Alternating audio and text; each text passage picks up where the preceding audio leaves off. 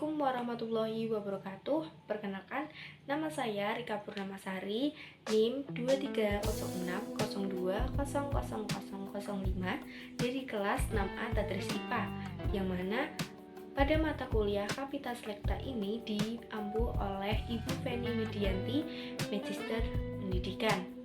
Simak video berikut ini ya. Nah, pada video kali ini saya akan memaparkan sedikit materi tentang sistem pengangkutan pada tumbuhan, yang mana nanti teman-teman bakal tahu apa itu sistem transportasi secara ekstravaskuler dan intravaskuler, yang mana nantinya kita akan membahas mengenai apoplas, simplas, kemudian ada teori-teori yang dikemukakan oleh para ahli, kemudian juga ada proses mengenai sistem transportasi tumbuhan itu sendiri, misalnya ada seperti osmosis, difusi, dan transport aktif. Maka dari itu teman-teman harus menyimak dengan baik ya. Nah, di sini kita akan membahas mengenai sistem transportasi secara ekstravaskuler terlebih dahulu, yang mana ekstravaskuler ini merupakan pengangkutan di luar berkas pembuluh. Jadi pengangkutan ini dimulai dari air masuk melalui sel epidermis akar, kemudian bergerak di antara sel-sel korteks. Nah, secara ekstravaskuler ini sistem transportasi dibagi menjadi dua, yaitu apoplas dan simplas. Nah, lalu apa sih perbedaan dari apoplas dan simplas itu tersendiri? Jadi, perbedaan sistem transportasi secara apoplas dan simplas, yang pertama kita akan membahas mengenai apoplas terlebih dahulu. Jadi, kalau secara apoplas itu menyusupnya air secara difusi bebas atau transport pasif melalui semua bagian tidak hidup dari tumbuhan, misalnya seperti dinding sel dan ruang-ruang antar sel. Sedangkan secara simplas itu bergeraknya air tanah dan zat terlalut melalui bagian hidup dari sel tumbuhan itu sendiri. Nah, pada sistem simplas itu terjadi perpindahan secara osmosis dan transport aktif melalui plasmodesmata. Transportasi secara intravaskuler. Nah, tadi kan sudah dijelaskan mengenai ekstravaskuler, yang mana pengangkutannya itu dilakukan di luar pembuluh, berkas pembuluh. Nah, kalau intravaskuler ini pengangkutannya melalui berkas pembuluh xilem. Jadi dari akar menuju ke bagian atas tumbuhan.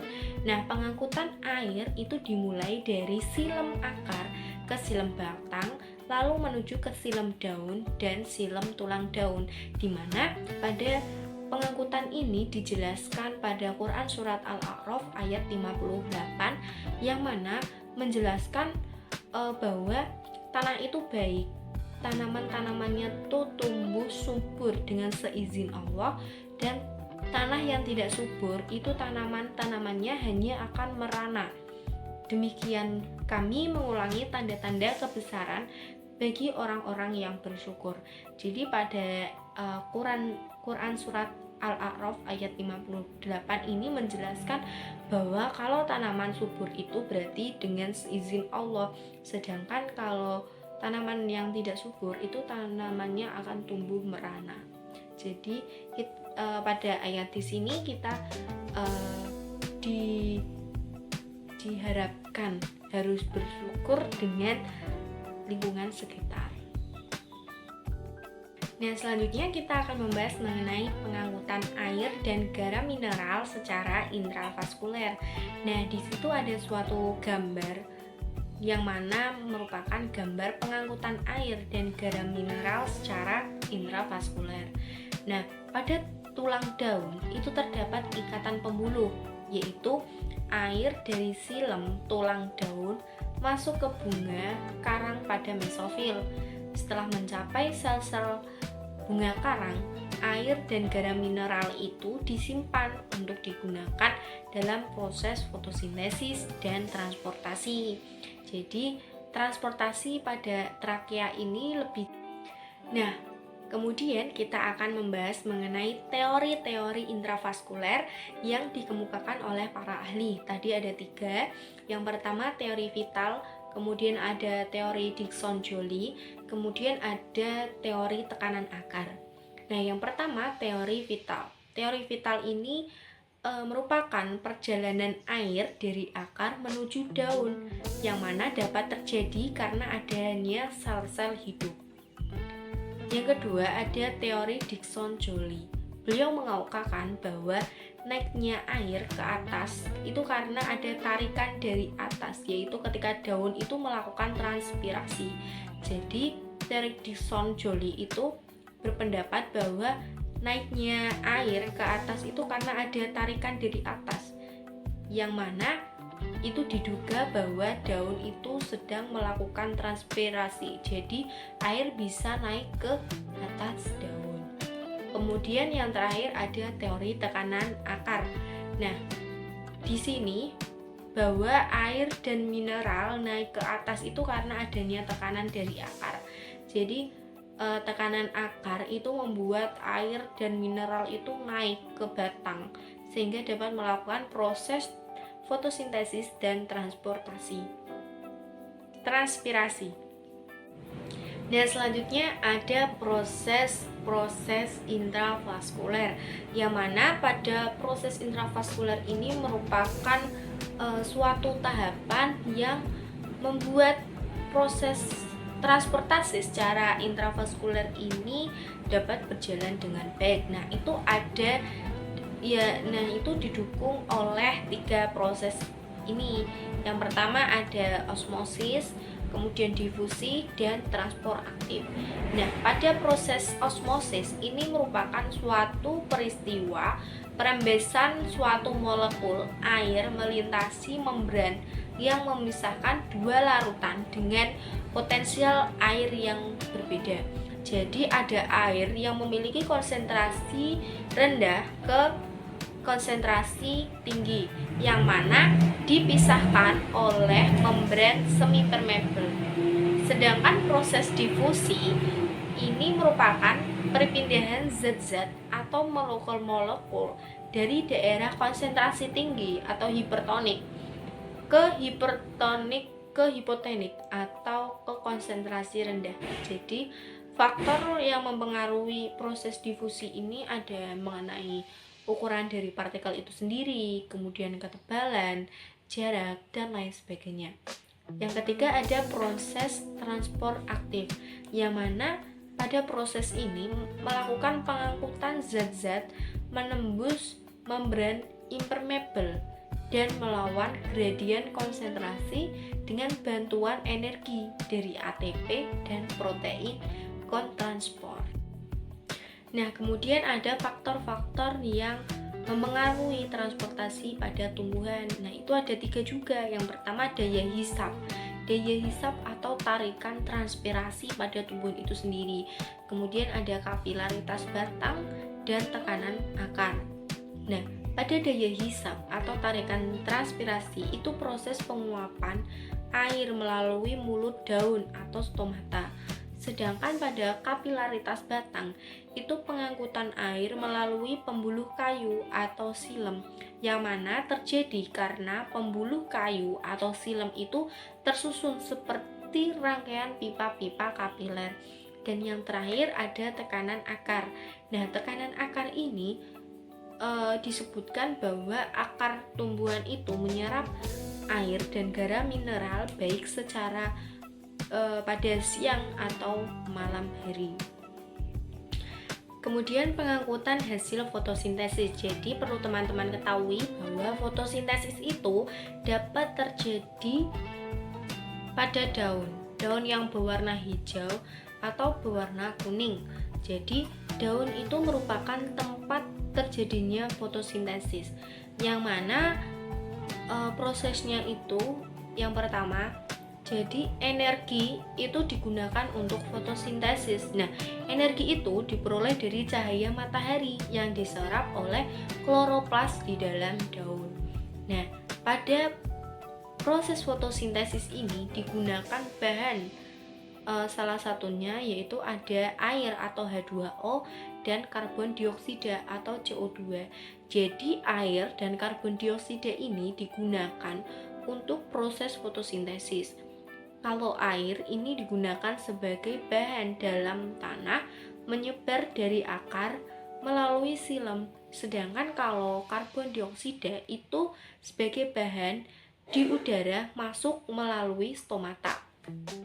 Nah, produk atau hasil dari fotosintesis itu ada glukosa atau C6H12O6 yang mana merupakan produk fotosintesis berenergi tinggi yang menyebar ke seluruh bagian tanaman melewati floem. Nah, kemudian ada oksigen. Nah, oksigen ini merupakan produk fotosintesis yang keluar dari daun melalui stomata.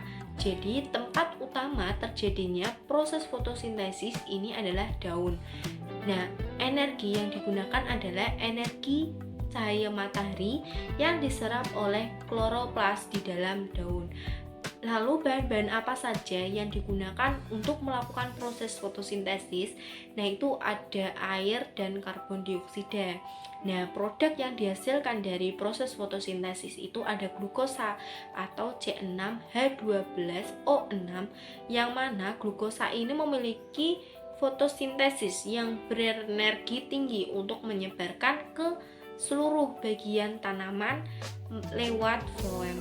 Kemudian ada produk yang terakhir itu oksigen, yang mana produk fotosintesis oksigen ini keluar dari daun melalui stomata. Nah, jadi dapat dilihat hasil dari proses fotosintesis di dalam PPT itu awalnya ada 6 karbon dioksida plus 6 H2O atau air. Kemudian ada cahaya matahari yang masuk ke kloroplas di dalam daun, menghasilkan glukosa dan oksigen.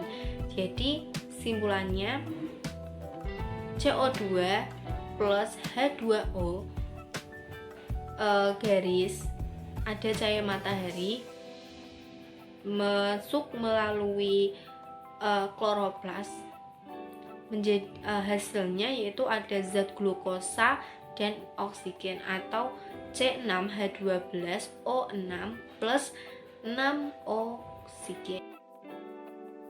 Nah, jadi pada materi pengangkutan pada tumbuhan ini Allah itu ingin menyampaikan bahwa oksigen itu sebagai unsur yang menjadikan terbentuknya api tersebut berasal dari pohon.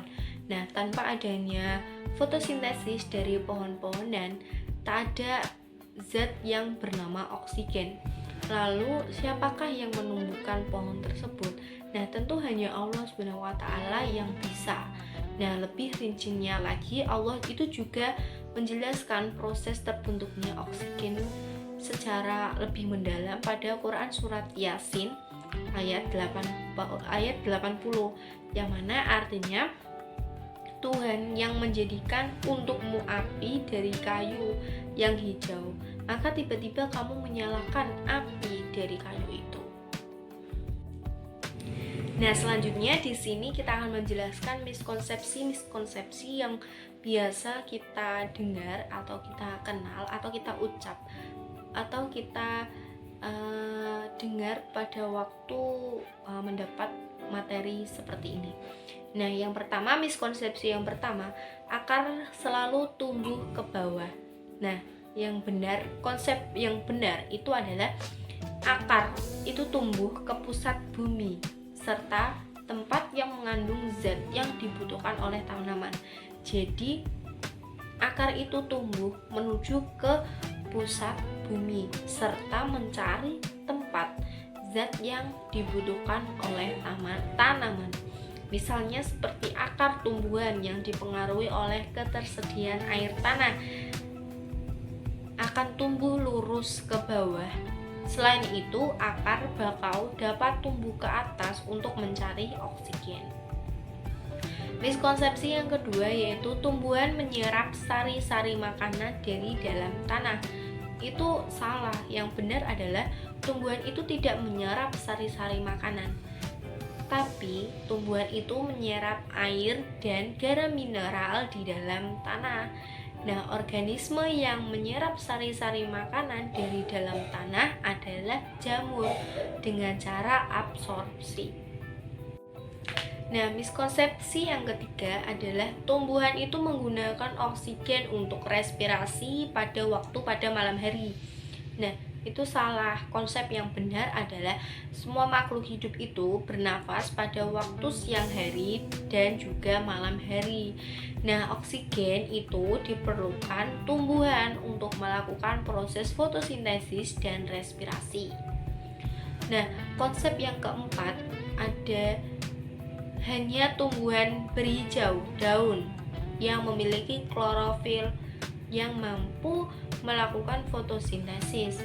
Nah, itu salah. Yang benar adalah tumbuhan itu yang kebetulan memiliki zat warna tidak hijau itu juga mampu melakukan fotosintesis seperti tumbuhan sirih merah. Nah, tumbuhan ini memiliki zat warna daun yang disebut redofil. Jadi sirih merah ini memiliki daun berwarna merah atau dikenal dengan redofil yang juga mampu melakukan fotosintesis.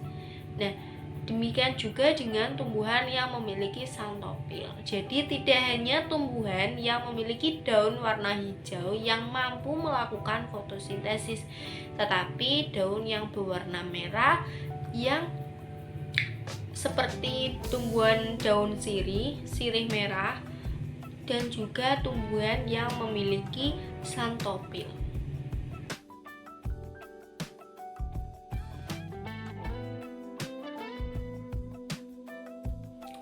Nah, itu tadi video atau materi yang dapat saya paparkan bagi teman-teman. Semoga bermanfaat, mengerti, dan jangan lupa tetap